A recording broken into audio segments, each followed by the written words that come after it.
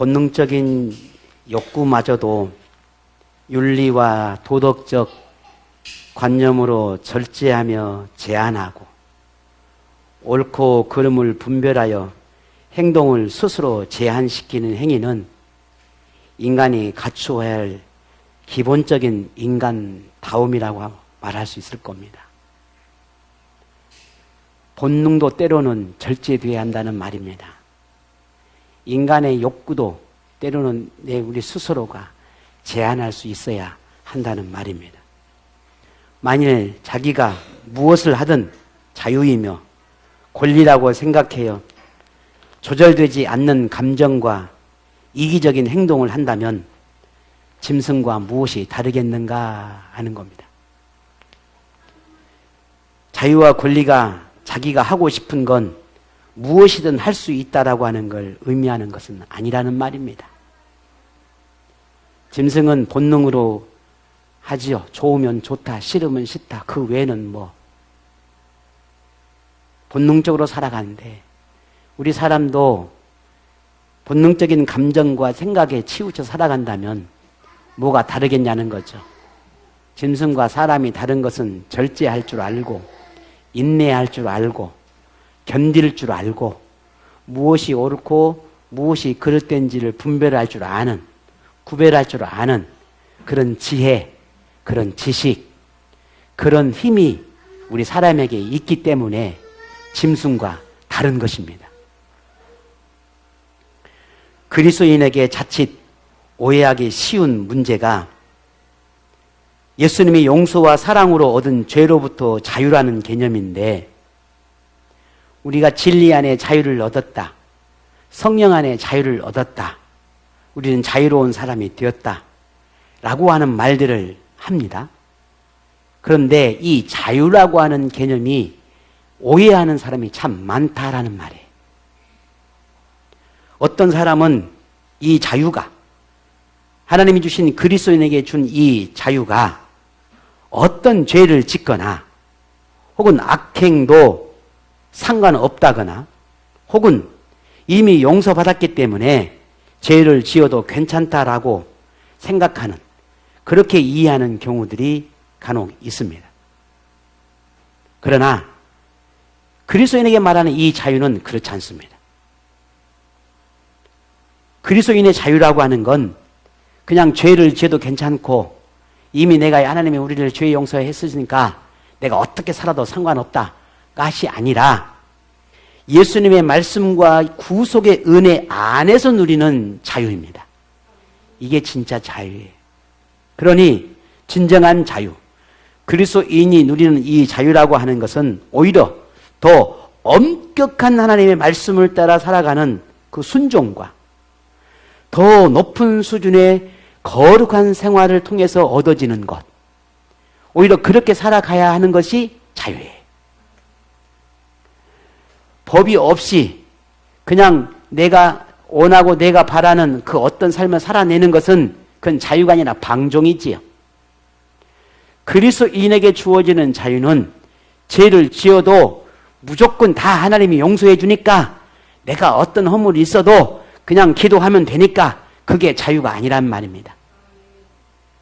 더 하나님 말씀을 붙들고 나를 더 하나님 말씀 안에 집어넣어서 그 순종의 길을 가고 거기에서 오는 기쁨과 하나님의 만남을 통해서 주어지는 그 만족과 하나님의 은혜를 느끼는 그 감동 속에서 살아가는 능력의 삶, 이게 그리스도인의 자유예요.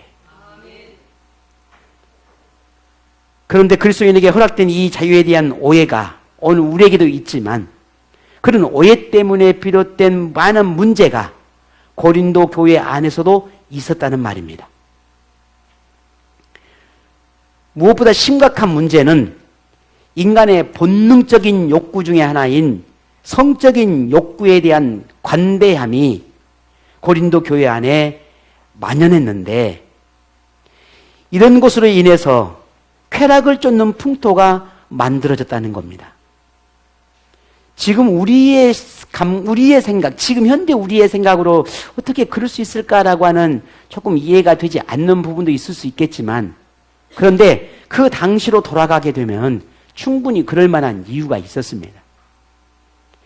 고린도 교회 안에 이런 성적인 문란함이 있을 수밖에 없었던 그 이유 중에 하나가 그 당시에 몸은 영혼의 감옥이다라고 하는 헬라 철학이라고 하는 그 철학적인 사고가 그 시대에 있었습니다. 영혼은 거룩하고 몸은 속되다. 영은 깨끗하고 몸은 더러운 것이다. 이런 잘못된 생각이 그 당시에 있었다는 말입니다. 이게 헬라 철학에서 온 사상이었어요. 이것이 교회 안에서도 이런 풍토가 만들어졌단 말이에요. 영혼은 하나님께서 구원해 줬으니까 거룩한 것이고 몸은 더럽고 속된 것이니 이 몸을 더 어떻게 그렇게 죄를 짓거나 뭔가 악을 해도 상관이 없다고 생각했단 말입니다. 그래서 그 당시에 어떤 철학자들은 내 영혼이 거룩해지기 위해서는 내 몸을 더 학대를 하거나 더 내 몸을 막 괴롭혀야 된다고 생각하는 사람들도 있었습니다. 그래서 무릎으로 계단을 오르거나 아니면 뭔가 막 자신의 이 몸을 막 채찍을 가하거나 이러면 더 이 영혼이 거룩해진다고 생각한 거예요. 이게 얼마나 어리석고 무지한 것인지를 몰라요. 그런데 이렇게 영혼은 거룩하고 몸은 속되다고 하는 개념이 그 당시에 철학이 만연하다 보니까 그리스도인이 되었음에도 불구하고 이런 생각들을 가지고 살아가는 그리스도인들이 있단 말이죠. 이런 문제가 고린도 교회 안에 들어온 거예요. 그래서 영혼만 구원받으면 육체는 어떤 죄를 지어도 괜찮다라고 하는 이런 이상한 자유관이 만들어지게 되었고, 그러다 보니까 인간의 본능인 이 먹고 마시는 것처럼 성적인 욕구도 본능적인 욕구이니 사람이 이것을 해결하기 위해서는 음행은 자연스러운 것이다, 그렇게 가르쳤다는 말이에요. 고린도 교회 성도들의 자유에 관한 생각과 다르지 않는 그런 모습이 현대 그리스도인들에게도 있다라고 하는 걸 여러분 아십니까? 물론 음행에 대한 부분은 아닐 수 있습니다. 하지만 우리가 조금만 생각해 보면 이와 유사한 모습이 현대 교회에도 있습니다. 믿음만 있으면 되지. 교회만 열심히 다니면 되지. 내가 마음으로 예수님을 부인하지만 않으면 되지. 내 안에 그래 나는 예수님을 믿어. 나는 분명히 믿어. 내가 이런 구원의 확신만 있으면 되지. 이런 생각들이. 이런 생각만 가질 뿐이죠. 뭔가 내 사회적인 생활 속에서, 내 사회 속에서 보여준 나의 삶의 모습에서는 괜찮아. 조금 부족해도 돼. 실수해도 돼. 뭔가 하나님 앞에 온전한 모습이 되지 않아도 괜찮아. 왜? 내 영혼이, 내 생각은 분명하니까. 이게 옳은 것인가라는 거예요. 아니라는 겁니다. 아니에요. 그래서 고린도 교회 성도들처럼 배고프면 음식으로 배를 달래는 것처럼 이 배고픔의 욕구나 몸이 원하는 그 욕구는 다 같은 것이야. 그러니까 내 이 영혼만 정결하고 깨끗하고 하나님을 믿기만 하는 것이지, 하면 되는 것이지, 내 몸으로 뭔가 부족함이나 아니면 잘못된 그 어떤 세상 것을 따른다고 해서 그게 그렇게 문제가 되지 않는다는 거예요. 그런 생각을 가지고 있는 대부분의 사람들이 어떻게 합니까? 술을 즐기거나 흡연이나 아니면 동성애나 아니면 약물 중독과 같은 이런 행위도 자연스러운 것처럼 관대하게 생각하게 된다는 거예요. 특히 동성애가 요즘 현대에 아주 큰 문제가, 세계적으로 문제가 되고 있죠. 앞으로 어쩌면 교회에서 동성애에 대한 이야기를 하지 못할 수도 있습니다. 물론 아직 법적으로 완벽하게 정해져 있는 건 아니지만 이단을 이단이라고 말하고 동성애가 죄다라고 말하고 이런 것들을 더 이상 법적으로 하지 못하도록 자꾸만 가로막으려고 그래요. 이 보편적인 뭐 법이니 뭐니 해가지고. 그러나 그렇지 않단 말이에요. 아닌 것은 아닌 거예요. 잘못된 것은 잘못됐단 말이에요. 하나님의 말씀 속에 분명히 가르치고 있거든요. 이런 행위들에서 관대하게 대하고 그럴 수 있는 것처럼 대하지만 이것은 분명 자신의 몸을, 하나님이 우리에게 주신 이 몸을 해치는 행위일 뿐 아니라 성도가 갖춰야 할 거룩함과 벗어나는 것이고 성도의 몸이 하나님의 영광을 위해 사용되어야 한다라고 하는 이 성경의 가르침과는 위배되는 행위라고 하는 걸 우리는 분명히 알 수 있습니다. 바울이 이런 잘못된 생각을 바로 잡으려고 오늘 성경은 말합니다. 그게 13절에 이렇게 이야기하고 있습니다.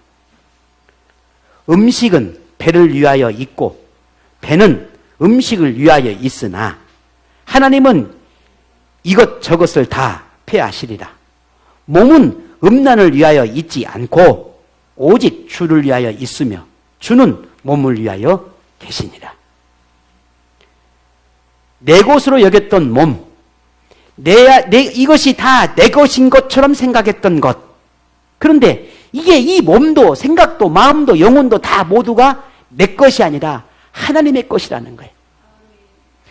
내 것인 것처럼 생각했지만 그것이 내 몸이 주인이 따로 있다는 거예요. 그게 하나님이라는 겁니다. 내 영혼만 하나님의 주인이 아니라 내 몸도 하나님이 주인이라는 말입니다. 그러니 그 몸을, 우리의 몸을 하나님을 위해서 사용되어야 한다는 말이에요. 이 말은 내 몸이 속되거나 혹은 내 몸이 뭐 거룩하지 못하니까 그냥 마음대로 아무렇게나 써도 된다라고 하는 것이, 그런 그 당시의 사고가 얼마나 잘못됐는가를 지적하는 겁니다.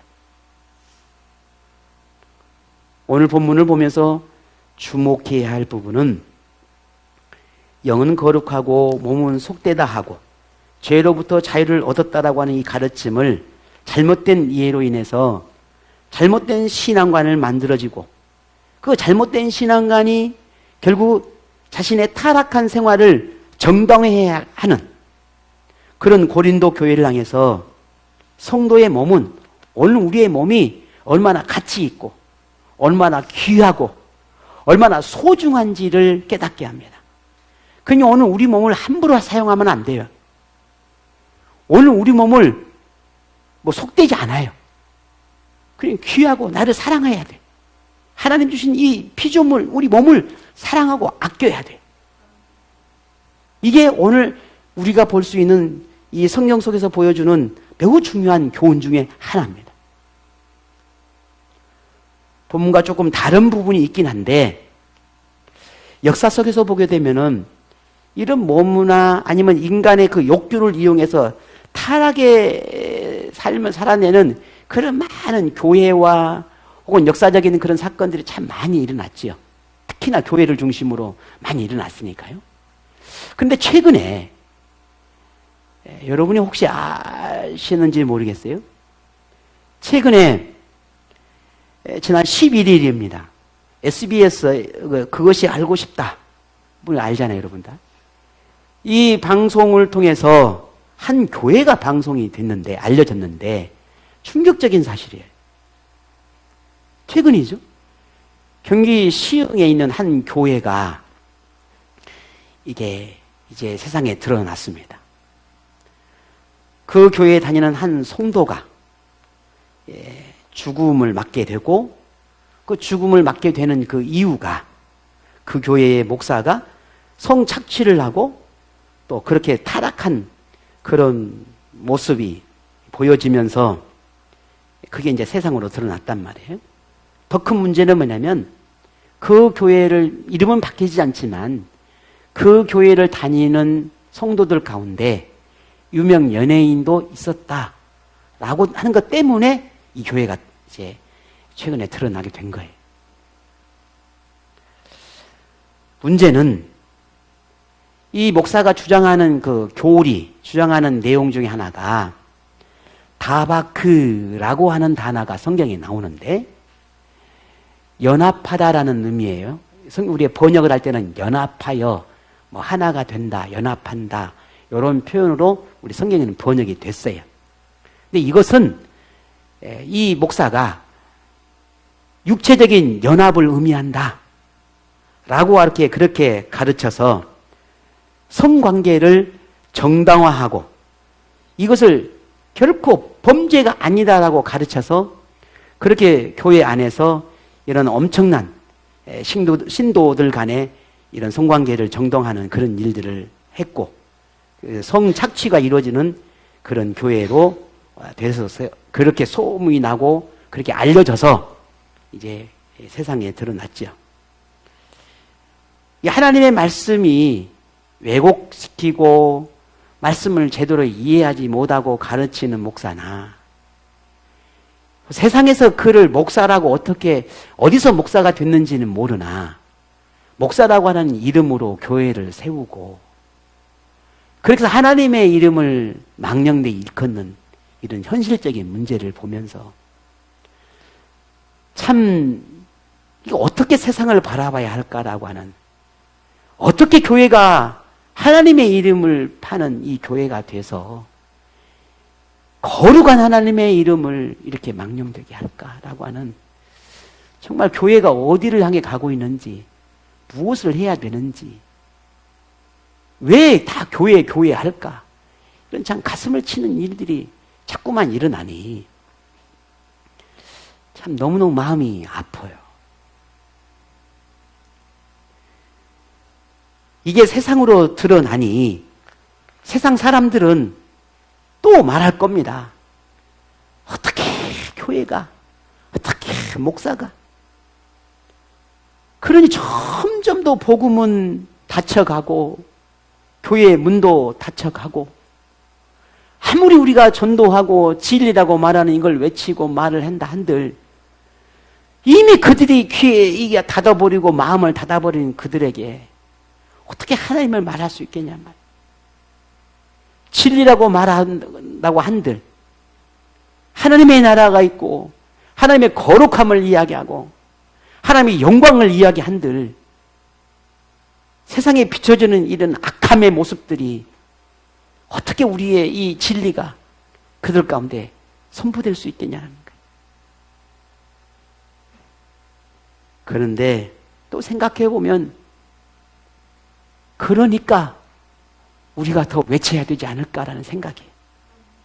왜? 만약에 우리가 진짜를 외치지 않으면 그 거짓이 진짜인 줄 알 거 아니겠어요? 그니 우리가 진짜를 말하고 진짜임을 말하고 진짜라는 걸 증명하고 진짜라는 걸 우리가 보여줘야 되지 않겠냐는 거예요. 그렇게라도 그들의 마음, 닫힌 마음을 열어놓고 그렇게라도 그들이 하나님께 돌아올 수 있도록 우리가 그렇게 전하고 말하고 고백할 수 있어야 되지 않겠습니까? 그런 거짓된 것들 때문에 우리가 쪼그라들고 말을 못한다면 그들은 평생 그것이 진짜인 줄 알 거야 않겠어요? 고린도 교회를 향한 바울의 마음이 얼마나 애가 탔을까 싶어요. 그렇게 하나님의 말씀이 왜곡되고 타락하고 그렇게 문란한 교회가 세상에 하나님을 외쳐야 할 교회가 그렇게 어리석고 무지함 속에 있는 그 교회를 바라보는 그 바울의 심정이 어땠을까 싶습니다. 바울은 성도가 몸의 행동을 제한해야 되는 그런 이유를 예수님이 영혼만 살린 것이 아니라 우리의 몸도 살렸다. 영혼만 거룩한 것이 아니라 우리의 몸도 거룩한 것이다. 예수님과 성도가 구원받은 믿음의 사람들이 영적으로 주님과 연합한 상태다. 연합했다. 하나가 되었다. 그러니 우리는 거룩한 존재가 된 것이다. 그렇게 말하고 있습니다. 이걸 본문 15절에 함께 같이 읽어봅니다. 너희 몸이 그리스도의 지체인 줄을 알지 못하느냐? 내가 그리스도의 지체를 가지고 창녀의 지체를 만들겠느냐? 결코 그럴 수 없느니라. 아멘. 영혼이 거룩하다고 몸으로 짓는 죄는 아무렇지 않다고 할 수 있겠느냐는 겁니다. 몸이 더럽혀졌는데 영혼은 거룩하다고 할 수 없다는 거죠. 그러니 우리가 몸도 거룩하고 영혼도 거룩하다는 것이죠. 예수님이 베푸신 구속의 은혜로 자유함을 얻게 되었는데 그 자유가 타락과 유흥과 범죄의 자유가 아니라 영혼도 몸도 구원한 것이니 그 행위 또한 거룩해야 하지 않겠느냐 하는 말입니다. 우리가 잘 아는 야고보 사도는 오늘 우리에게 이렇게 말하고 있습니다. 야고보서 2장 14절에 내 형제들아 만일 사람이 믿음이 있노라 하고 행함이 없으면 무슨 유익이 있으리요? 그 믿음이 능히 자기를 구원하겠느냐 했습니다. 생각하는 것이나 마음 먹음도 거룩해야 하겠지만 못지않게 행위도 거룩해야 한다는 말입니다. 예수님을 향한 믿음이란 내적 반응도 중요하겠지만 삶이라는 외적 반응도 함께 일어나야만 비로소 그 믿음이 올바르다고 말할 수 있다는 겁니다. 믿음이 있으니 믿음대로 행하고 예수님의 구속의 은혜를 입었으니 구속받은 사람의 삶을 살아내고 죄로부터 자유함을 얻었으니 다시 죄를 짓지 않으려는 영적 노력으로 사는 사람이 될 때 그 믿음이 온전하고 구원에 이르게 된다는 걸 오늘 우리는 분명 잊지 않아야 하겠습니다. 그리스도인이라면 바울이 말하는 몸으로 하나님께 영광을 돌려야 한다라고 하는 이 거룩한 행위에 대한 가르침에 대해서 부정하지는 않을 겁니다. 그런데도 여전히 교회 안에서의 생활과 사회생활 혹은 종교적 행위와 인간의 욕구에 따른 생활이 별개인 것처럼 생각하거나 또는 영혼이나 마음은 하나님의 것이고 육체적인 부분은 자기의 것처럼 구분하려고 하는 그런 경향이 있습니다. 만일 오늘 우리의 생각 속에서 조금이라도 이렇게 구분하고 구별된 생각을 갖고 있다면 오늘 우리는 바울의 가르침을 분명히 들어야 합니다. 오늘 본문 19절을 같이 한번 읽겠습니다. 너희 몸은 너희가 하나님께로부터 받은 바 너희 가운데 계신 성령의 전인 줄을 알지 못하느냐. 너희는 너희 자신의 것이 아니라. 아멘. 바울은 우리 그리스도인의 몸을 성령의 전이라 그렇게 비유합니다. 하나님이 머무는 곳이라는 말입니다. 우리 안에는 하나님의 거룩한 영이 머무는 곳이라는 겁니다. 우리는 우리 안에는 하나님의 임재가 임하는 곳이다 라는 의미입니다. 그렇다면 우리가 몸의 행위를 아무렇지 않게 생각할 수 있겠습니까? 그냥 내 생각과 마음과 내 속에 있는 그 어떤 것만 거룩하고 바르면 되겠습니까?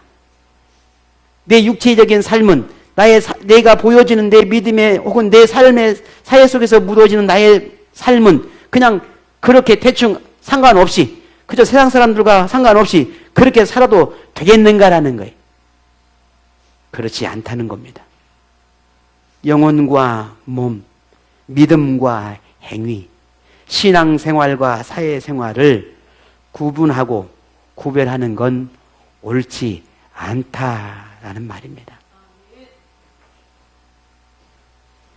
우리가 예수님을 구주로 영접하기 전에는 몸이 나의 것으로 생각하고 내 마음대로 할 수 있을 것처럼 생각했겠지만 그리스도인이 된 지금은 더는 나의 몸이 내 것이 아니고 몸뿐만 아니라 영혼도 생명도 오늘 나의 것이 아니라는 걸 우리는 알아야 합니다.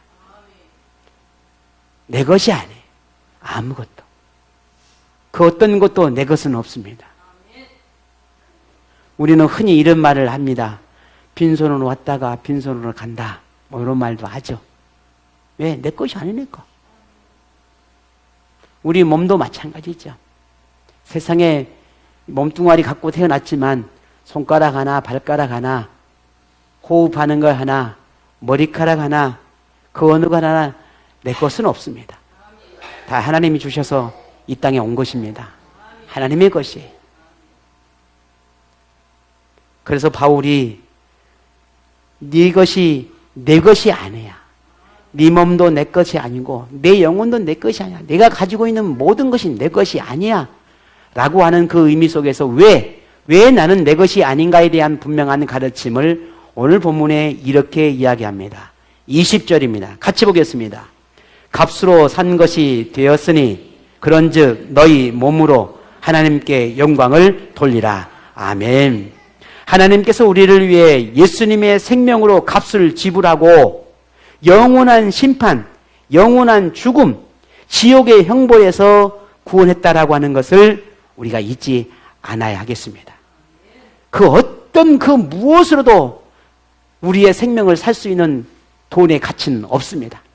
오직 예수 그리스도의 그 목숨만 우리를 대신해서 값을 지불할 수 있었습니다. 그래서 예수님이 대신 십자가에 죽으신 겁니다. 그 값으로 우리가 산 것입니다.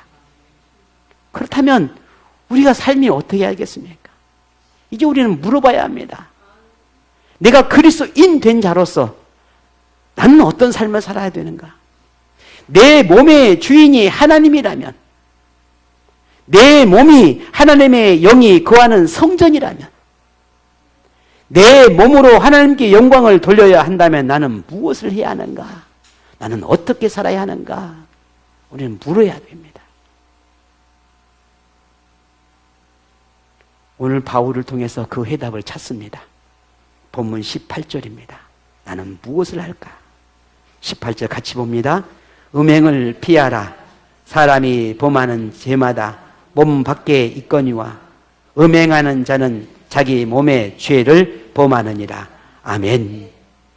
오늘 바울이 우리에게 가르쳐주는 그 방법은 피하라 라고 하는 말에서 해답을 찾습니다. 유혹이 있는 곳에서, 죄를 범할 수 있는 곳에서 벗어나 도망하라 라는 의미입니다. 피하라 라고 하는 말의 뜻은 도망하다라는 의미가 있습니다. 죄라고 하는 게 얼마나 교묘하고 교활한지 우리는 잘 알지요.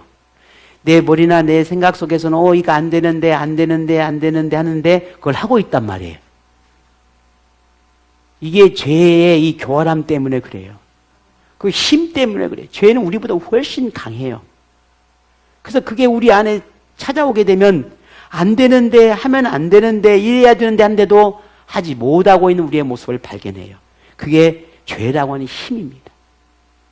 우리가 죄를 그렇게 인식하더라도 그곳에 내가 머물면은, 그곳에 내가 있으면 결국은 제 죄의 유혹을 받게 되고 넘어질 수밖에 없다는 말입니다. 그러니 내가 머무는 그곳에 내가 하고 있는 그 습관과 그 어떤 것에서 도망치라는 거예요. 피하라는 거예요. 하지 말라는 거예요. 멈추라는 거거든요. 그래야 내가 이길 수 있다는 거예요. 그래야 내가 우리의 몸을 거룩하게 지켜낼 수 있다는 거예요. 우리의 영혼을 거룩하게 지켜낼 수 있다는 말입니다.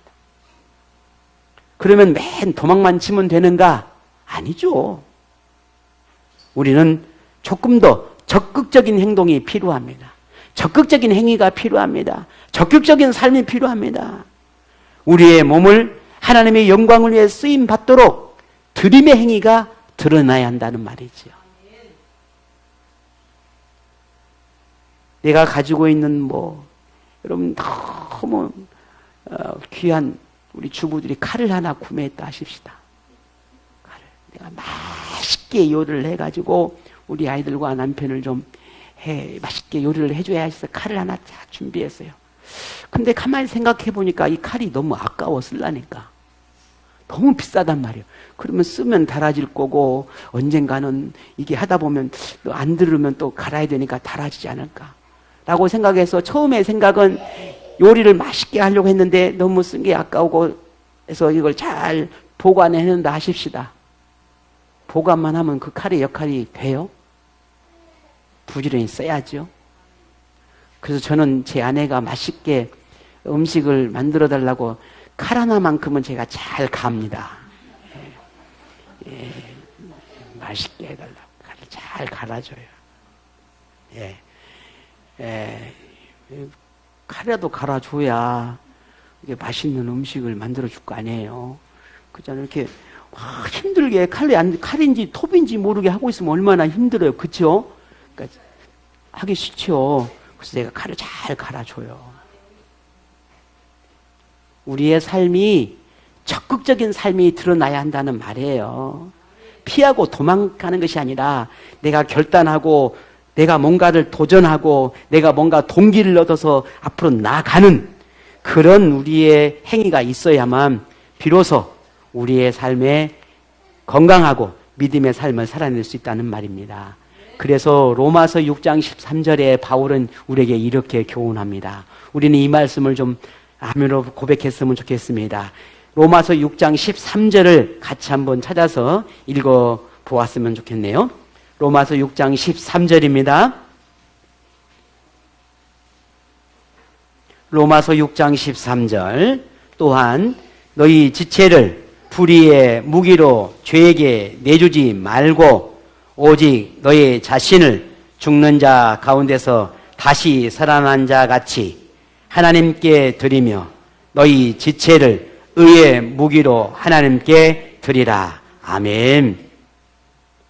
우리의 몸, 입술, 손과 발, 생각, 마음, 우리의 계획, 삶이 하나님의 의를 드러내는 무기가 되도록 해라라는 의미입니다. 나의 육체가 나의 삶이 쾌락을 즐기는 도구가 되지 않도록 하라는 말입니다. 그러므로 이제는 쾌락을 향해 달려가는 나의 발이 복음을 전하는 발이 되게 해야 하겠습니다. 나의 욕심을 채우기 위한 열심을 그 모든 열심들을 이제는 그런 나의 욕망과 욕구를 채워갔던 그런 열심을 냈던 나의 손이 이제는 하나님의 사랑을 실천하는 그런 손이 되어야 되겠다는 말입니다. 비난이나 험담이나 분노나 상처 주는 입술이 아니라 격려와 위로와 칭찬을 나누는 입술이 되자는 말입니다. 욕망과 탐욕을 담은 마음이 아니라 하나님의 거룩함을 담아놓는 그런 거룩한 나의 마음이 하나님의 성전이 되게 하자는 말입니다. 자기 꿈을 위해 고민하고 밤잠을 설치는 생각에서 하나님의 비전을 꿈꾸는 생각으로 바꾸어 가기를 바랍니다. 하나님이 우리에게 예수님의 생명이란 가장 비싼 값을 지불하여 새로운 인생을, 새로운 생명을 주는 선물입니다. 그래서 우리에게 이 생명을 새로운 생명 혹은 새 생명이라고 말하는 이유가 그렇게 값을 지불해서 주신 생명이기 때문에 그렇습니다. 우리 이걸 잊지 않아야 합니다. 인생의 계획과 삶의 이유가 목적이 하나님의 백성, 하나님의 자녀, 하나님의 소유된 성도로서 갖추어야 할 거룩한 삶을 추구하는 그런 하나님의 영광을 드리는 삶이 되어지기를 바랍니다. 오늘 저와 여러분의 삶을 우리 깨끗하게 청소하고 관리합시다. 문제가 있고 뭔가 더럽혀짐이 있고 뭔가 우리가 얼룩진 것이 있으면 깨끗이 청소해야 되잖아요. 우리의 삶도 그렇게 청소하자는 겁니다. 그래서 하나님의 머무는 성진이 되게 하십시다. 한순간 특별한 어떤 날, 어떤 순간만이 아니라 우리의 모든 일상이 하나님께 영광이 되게 하는 그런 향기로운 생활이 되도록 하십시다. 그리스도인의 품격은 예배적인 행위에서 드러나는 것이 아닙니다. 여기에 여러분이 이렇게 앞에 예배하는 여러분의 모습은요, 세상에서 가장 아름다운 천사의 모습입니다. 그런데 그 천사의 모습이 여기에서 천사의 모습과 조문을 나가서 천사의 모습이 되어야 한다는 말이에요. 그런데 분명 여기서는 천사인데 아니란 말이에요. 저기 나가면.